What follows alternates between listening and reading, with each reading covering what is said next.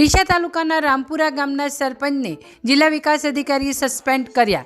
ગ્રામજનોની રજૂઆતને પગલે સરપંચ તરીકેની ફરજો બજાવવામાં ગેરવર્તણૂક અને સત્તાનો દુરુપયોગ કર્યો હોવાનું સાબિત થતાં તેમને સસ્પેન્ડ કર્યા છે। ડીસા તાલુકાના રામપુરા ગામના સરપંચને જિલ્લા વિકાસ અધિકારીએ સસ્પેન્ડ કર્યા છે।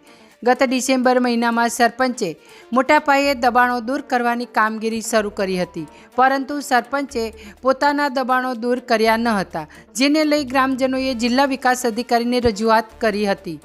જે રજૂઆતને પગલે બનાસકાંઠા જિલ્લા વિકાસ અધિકારીએ તાલુકા વિકાસ અધિકારીને તપાસ સોંપતા સરપંચ પોતે દબાણદાર હોવાનું સામે આવ્યું હતું।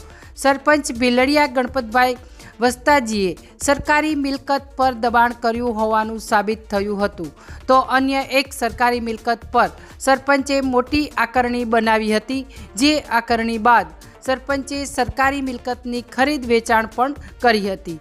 ગ્રામ પંચાયતની અન્ય મિલકત પણ સરપંચે બારોબાર વેચી મારી હોવાનું ડીસા તાલુકા પંચાયતની તપાસમાં સામે આવ્યું હતું।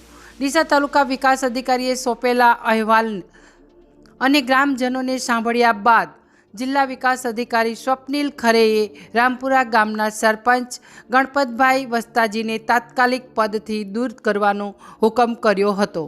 Bureau report, street news, Banaskantha.